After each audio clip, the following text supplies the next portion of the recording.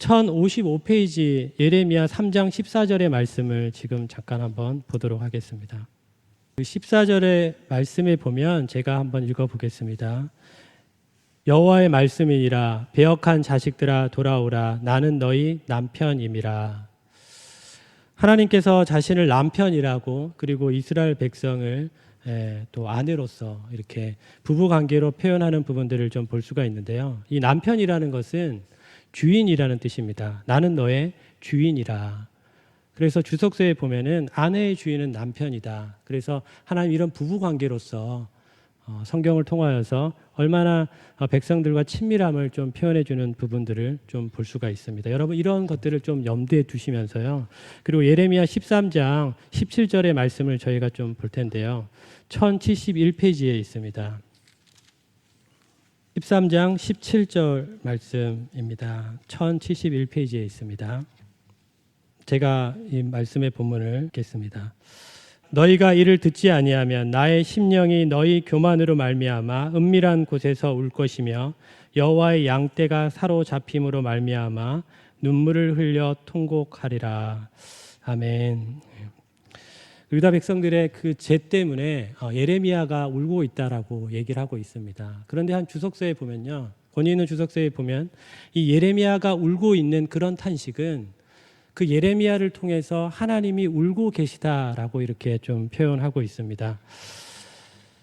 저는 이런 부분들에 각해서 하나님께서 백성들의 신랑이고 우리가 아내 되는 어떤 부부 관계로서 이 예레미야 애가를 좀 보려고 합니다.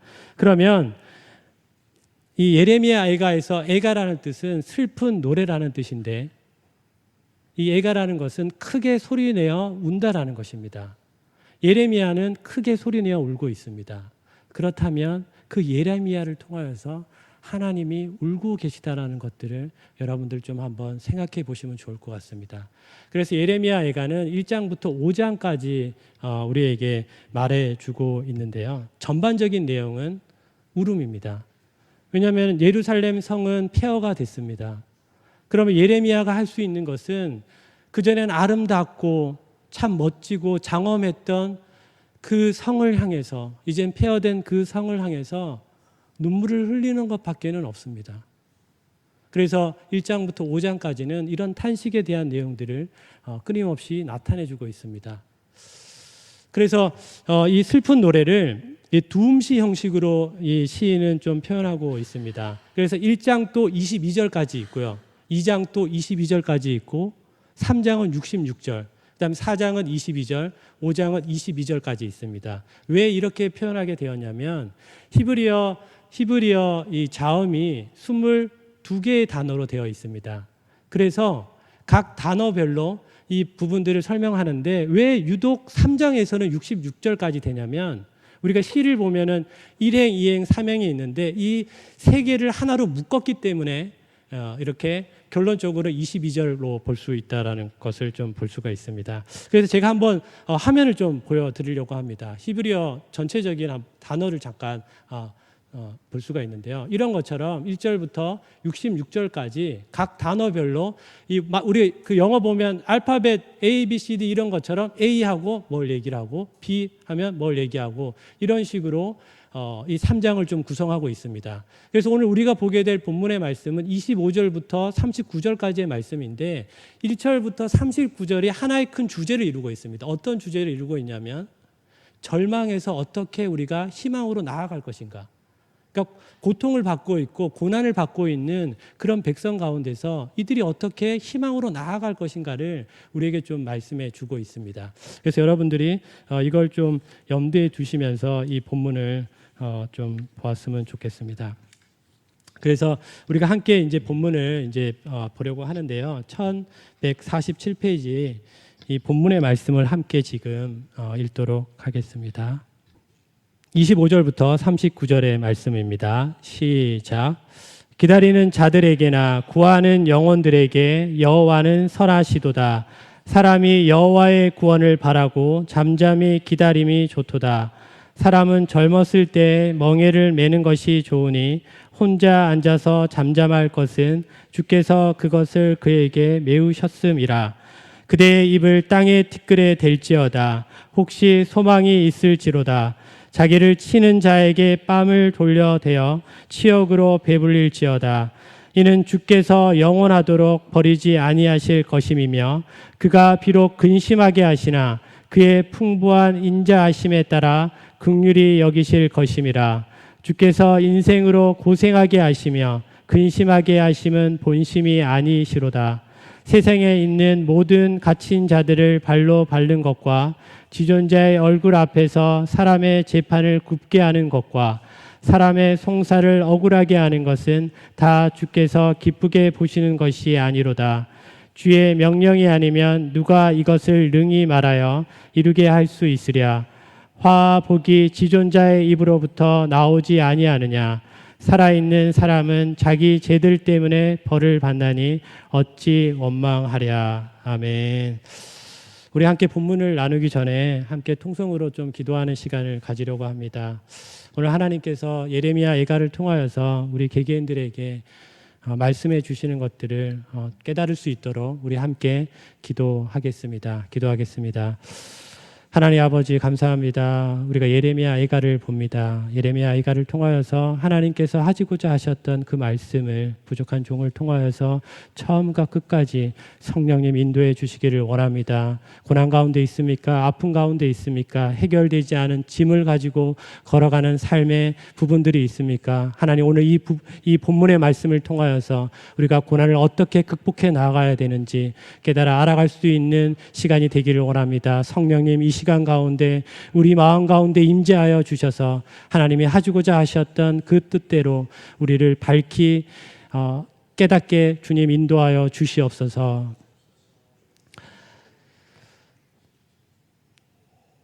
감사합니다. 예수님의 이름으로 기도합니다. 아멘. 코리텐 붐 여사라고 있습니다. 나치군의 포로 수용소에서 힘들게 그 포로 생활을 하다가 겨우 살아나와서 그녀가 썼던 피난처라는 책이 있습니다. 근데 그 책에 보면은 이런 말이 있습니다. 하나님께서 우리에게 주시는 고난은 마치 중국의 카페트와 같다라는 표현이 있습니다. 여러분 혹시 중국식 카페트를 혹시 보셨습니까? 그 중국식 카페트를 보면 참 그 아름답게 수놓아져 있습니다. 그런데 그 뒷면을 뒤집어서 이렇게 보게 되면은 어떠한 조화도 없고 모양도 없고 참 볼품없어 보입니다. 이와 마찬가지로 우리의 인생은 고난의 연속이라는 것입니다. 카페트가 마치 뒤집어 있는, 그래서 아름답게 수놓아 있는 것을 보지 못하고 뒤집혀져 있는 조화롭지 못한 그런 인생을 걸어가고 있는 우리의 모습들이 있습니다. 그래서 오늘 본문을 통하여서 우리는 그 카페트에 정말 아름답게 수놓아진 이 모습을 봐야 되는데, 그래서 그것을 어떻게 지금 카페트에 뒤집어진 그 모습만을 보고 있는 우리의 인생 가운데 시인은 어떻게 하면 이 고난의 문제를 해결할 수 있을까? 우리에게 이 해답을 제시해 주고 있습니다. 이 고난을 어떻게 뒤집을 수 있을까? 이 말씀을 우리에게 하고 있습니다. 아무리 문명과 기술이 발달한다 하더라도 우리는 육체적으로 또 정신적으로 정서적으로 그런 신임을 하고 있기 때문입니다. 그래서 오늘 본문의 말씀을 통하여서 어떻게 우리가 이 고난의 문제를 극복해 나갈 수 있을까, 이 부분을 좀 알아보려고 합니다. 그래서 제가 처음에 말씀을 나누었던 것처럼 1절부터 39절의 이 말씀은 어떻게 하면 절망에서 희망으로 나아갈까라는 큰 대주제를 흐르고 있습니다. 그래서 오늘은 우리가 1절부터 보진 못하지만 25절부터 39절의 이제 말씀을 보게 될 텐데, 그럼 25절부터 27절까지 이 세 개의 행이 한 연을 이루고 있습니다. 그래서 이것은 히브리어 알파벳 테트로 시작하는 것입니다. 그럼 우리가 한번 성경 본문의 말씀을 함께 좀 보려고 하는데요. 25절에 보면 기다리는 자들에게나 구하는 영혼들에게 여호와는 선하시도다. 기다리는 자에게나 구하는 영혼들에게 무엇을 기다리고 무엇을 구하냐면요, 하나님이 일하신 것들을 기다리고 있습니다. 하나님이 행하실 그 뜻을 구하고 있습니다. 왜 그럴까요? 하나님께서는 그 백성들이 이제 포로로 끌려갈 것들을 말씀하셨습니다. 그러면은 그 백성들이 바벨론에 의해서 포로로 끌려가게 되는데 여러분 한번 생각해 보십시오. 10대나 20대의 사람들이 끌려간다면 거의 80세나 90세가 돼야지만 예루살렘으로 돌아오게 되는데 어쩌면은 돌아오지 못하고 그 생을 마감할 수가 있습니다. 그것을 바라보고 있지만 그렇기 때문에 우리가 어떤 것들을 기다려야 되냐면 하나님께서 지금 현재 우리의 고난을 건져내시지 않는다 하더라도 영원한 나라를 이때여서 생각했다라는 것입니다. 그래서 잠잠하게 하나님의 구원을 기다리라고 얘기를 하고 있습니다. 그러면서 사람은 젊었을 때 멍에를 매는 것이 좋으니, 이 멍에라는 것은 뭐냐면 사람이 각자 짊어져야 될 고난입니다. 소가 멍에를 매는 것이 멍에를 메고 가는 것을 보면 왜 멍에를 매게 되냐면 바른 길로 인도할 수 있기 때문입니다. 그와 마찬가지로 하나님 우리 각자에게 그런 멍에가 있는데 그것은 뭐냐면 바른 길로 우리를 인도하기 위하시다라는 것입니다. 그렇기 때문에 이 고난이라는 것은 우리가 하나님 앞에 바로 나갈 수 있게 되는 하나의 수단이다라고 얘기를 합니다. 그래서 25절부터 27절의 말씀은 우리에게 하나님의 그 구원을 기다리라는 것입니다. 지금 현재 시대에서 우리의 고난이 건져지지 못했다 하더라도 영원한 나라에서 하나님 반드시 건져주실 것이라는 것입니다. 그러면서 요드로 히브리어 알파벳 요드로 시작하는 부분들은 28절에서 30절에 있는 부분들인데요. 혼자 앉아서 잠잠할 것은 주께서 그것을 그에게 메우셨음이라. 하나님께서 그 멍에를 주셨다라는 것입니다. 왜? 올바른 방향으로 이끌어가기 위해서. 그대의 입을 땅에 티끌에 댈지어다 혹시 소망이 있을지로다. 입을 땅에 티끌에 대라는 건 뭐냐면 철저하게 낮아지라는 것입니다. 특히 윗사람들이라던가 아니면 좀 높은 사람들에게 철저히 낮아지는 것을 표현하는데요. 이것은 동시에 어떤 것들을 이야기를 하고 있냐면 하나님 앞에서 철저하게 낮아지라고 합니다. 어느 정도로 철저하게 낮아져야 되냐면 자기를 치는 자에게 뺨을 돌려대어 치욕으로 배부를지어다. 때리는 자에게 뺨을 돌려댈 정도로 철저하게 낮아지라고 합니다. 왜 이런 말을 했을까요? 하나님께서 비록 심판을 했다고 하더라도 하나님은 반드시 건져주실 것입니다. 그렇기 때문에 하나님에게 철저하게 맡기라는 것을 시인은 이야기를 하고 있습니다. 그래 하나님에게 철저하게 맡겼을 때 우리는 이 절망에서 희망으로 나아갈 수 있다는 것이죠. 그러면서 31절부터 33절의 이 연을 통해서 얘기를 하고 있는데요. 카프로 시작하는 히브리어 알파벳 단어로 시작하는데 이는 주께서 영원하도록 버리지 아니하실 것임이며 하나님께서 우리를 영원히 버리지 않는다라는 이런 확신을 갖고 있어야 한다는 것입니다. 바벨론 포로 생활이 70년인데 정확히 68년입니다. 돌아오지 못하고 그곳에서 생을 마감했던 사람들도 있을 것입니다. 단순하게 그 현재 현세를 바라보는 것이 아니라 영원한 나라를 보라라는 것입니다. 하나님께서는 영원히 버리지 아니하실 것이라는 이 확신이 우리가 절망에서 희망으로 나아갈 수 있다는 것입니다. 그러면서 시인은 이렇게 이야기를 합니다. 그가 비록 근심하게 하시나 그의 풍부한 인자하심에 따라 긍휼히 여기실 것임이라. 하나님이 비록 근심하게 하시지만 풍부한 인자하심에 따라 긍휼히 여길 것이면 이거를 좀 묶어서 얘기한다면 하나님의 선하심입니다. 하나님이 근심하게 하셨다라고 얘기를 했습니다. 하나님 탓이라고 지금 얘기를 하고 있습니다. 33절도 보면 주께서 인생으로 고생하게 하시며 근심하게 하심은 본심이 아니시로다. 하나님이 인생을 고생하게 하시고 근심하게 하셨다라고 얘기를 합니다. 하나님이 과연 우리의 인생을 정말 고생하게 하시고 근심하게 하실까요? 근데 하나님은 이렇게 얘기하고 있습니다. 그런데 여러분 우리가 성경을 통해서 보았을 때 왜 그 하나님의 백성들이 바벨론 포로로 가게 됐냐면 그들의 제약 때문입니다. 제약 때문에 바벨론 포로로 이끌려 가서 하나님의 하나님 되심을 나타내고 정말 바르게 나아갈 수 있도록 이 고난을 허락하셨는데 그렇게 한 것이 하나님 탓이라고 얘기를 하고 있다는 것입니다. 저는 이것을 통해서 어떤 것들을 생각하게 되냐면 부모님들이 자녀가 조금 이렇게 뭐 잘못된 일을 하거나 그러면 뭐 이 자녀 탓이라고 얘기하지 않고 제가 조금 뭐 좀 제대로 못 키운 탓입니다. 제 탓입니다라고 얘기하는 것과 마찬가지로 하나님 탓이라고 얘기를 하는 것입니다. 그렇지만 그것이 하나님의 본심이 아닙니다. 우리는 이미 그걸 알고 있습니다. 왜냐하면 하나님은 이 고난을 통하여서 하나님이 하나님 되시고 진정 바르게 살아갈 수 있도록 인도하시기 때문입니다. 그래서 34절부터 36절에 대한 말씀은 또 다른 한 연을 이루는데요.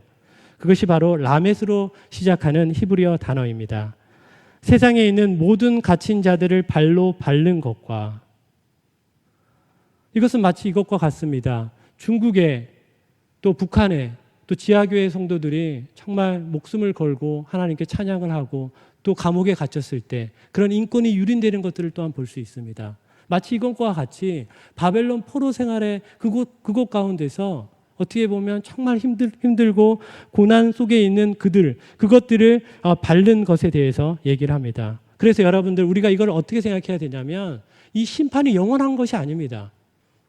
70년이 되면은 이 부분들이 해결되는 것입니다. 그렇기 때문에 영원성에서 생각하는 것이 아니라 일시적이라는 것입니다. 하나님은 그것을 지금 다 보고 계시다는 것입니다. 그러면서 지존자의 얼굴 앞에서 사람의 재판을 굽게 하는 것과 부정부패를 이야기를 하고 있습니다. 하나님은 지금 다 보고 계십니다. 사람의 송사를 억울하게 하는 것은 다 주께서 기쁘게 보시는 것이 아니로다. 억울하게 하는 것들 하나님께서는 다 보고 계시다는 것입니다. 그것이 바로 그렇게 하면서 그들을 근심하게 하고 고통 가운데 있는 게 정말 하나님의 본심이 아니라라고 얘기를 하고 있는 것과 마찬가지입니다. 그러면서 하나님께서는 또 예레미야를 통해서 37절부터 39절의 이제 말씀은 맹으로 시작하는 히브리어 이제 단어인데요. 주의 명령이 아니면 누가 이것을 능히 말하여 이루게 할 수 있으랴. 이렇게 이야기를 하고 있습니다. 하나님의 말씀으로써 이 심판이 이루어졌습니다. 하나님의 말씀으로 온 우주 만물도 창조되었고 우리도 창조되었습니다. 즉 뭐냐면 하나님은 창조주 하나님이시라는 것입니다. 주석서는 이런 부분들을 창조주 하나님과 연결을 하고 있습니다. 그러면서 화복이 지존자의 입으로부터 나오지 아니하느냐. 우리의 재난과 모든 복도 누구로부터 나오냐면 하나님의 말씀으로부터 그것들이 이루어진다는 것입니다. 그래서 살아있는 사람은 자기 죄들 때문에 벌을 받나니 어찌 원망하랴. 자기 죄 때문에 그런 벌을 받고 있기 때문에 하나님을 원망하지 말고 자기 죄 때문에 일어난 그 상황을 인식하고 죄를 회개하고 하나님과의 바른 관계를 회복해야 된다라고 이야기를 하고 있습니다. 이것을 통하여서 우리는 이 절망에서 희망으로 나아갈 수 있다라고 오늘 본문은 말씀하고 있습니다. 사랑하는 여러분, 우리의 인생은 마치 고난의 연속입니다. 어느 누구도 여기에선 자유할 수가 없습니다. 참 행복한 것 같다가도 불현듯 어떤 위기 상황이 오거나 어려운 일이 있으면 참 우리는 힘듭니다. 어떤 사람에게는 어쩌면 이 현실의 세계 가운데서 아무리 기도를 하고 아무리 하나님께 매달려도 해결되지 않는 그 짐을 가고 있는 사람들도 있습니다. 제가 아는 한 동생이 대장암 3기라고 했던 이야기를 제가 전해 들었습니다. 참 젊은 사람입니다. 근데 참 얼굴이 밝다라는 이야기를 저한테 해 주었습니다. 저도 그 지체를 좀 생각을 하면서 기도를 하는데 참 마음이 너무나 아프더라고요. 어떤 말을 제가 해줄 수도 없고 우리가 현실의 세계를 바라보면 그렇습니다. 아무리 열심히 믿음의 생활을 하고 하나님을 부여잡고 있지만 그래서 하나님께서 이 생애 가운데 그 고난을 건져내지 못하는 것들을 경험할 수가 있습니다. 그렇기 때문에 오늘 시인은 우리가 지금 현재에 있는 이 현세로만 보는 것이 아니라 하나님의 영원한 나라를 잇대어서 생각하는 것들을 이야기를 하고 있습니다. 하나님은 반드시 이 고난을 건져내 주실 것이기 때문입니다. 이 고난의 문제를 어떻게 극복했는지 우리는 성경 인물을 통해서 알 수가 있습니다. 다니엘도 그랬습니다. 사드락과 메삭과 아벤느고도 그랬습니다. 에스더가 그랬습니다. 모르드게도 그랬습니다. 이 절망 가운데서 이들은 목숨을 걸고 하나님의 그 소망을 붙잡았던 사람들입니다. 위대한 하나님의 자녀들이 비록 포로 생활이었지만 그런 믿음을 가지고 살았습니다. 그들은 절대로 절망하지 않았습니다. 하나님의 이 약속을 붙잡고 이 고난을 건너 나갔습니다. 여러분, 바벨론 포로 생활, 제가 계속 얘기하지만 70년만 고생하면 포로 생활이 끝난다. 그렇지만 그곳 가운데서 죽어나갔던 사람들, 그들은 어떻게 이 고난을 극복해 나갈 수 있었을까요? 영원한 하나님의 나라를 잇대어서 생각했기 때문에 그들은 이 고난을 건너갈 수 있었던 것입니다. 사랑하는 여러분, 우리가 어떻게 절망 가운데 희망을 가질 수 있을까요? 시인은 우리에게 끊임없이 절망 가운데 희망을 어떻게 가질 수 있는가를 이야기를 하고 있습니다. 하나님께서 우리에게 너 한번 고생해봐라, 너 한번 근심해봐라, 이것이 하나님의 본심이 아닙니다. 하나님은 하나님의 때에 하나님의 방법으로 우리의 고난을 건져 주실 것입니다. 지금 현재에 대한 고난도 건져 주실 것입니다. 비록 하나님께서 현재의 고난을 건져 주는 것들을 경험하지 못하고 너무나 아프게 살아간다고 하더라도 여러분, 결코 낭망하지 마십시오.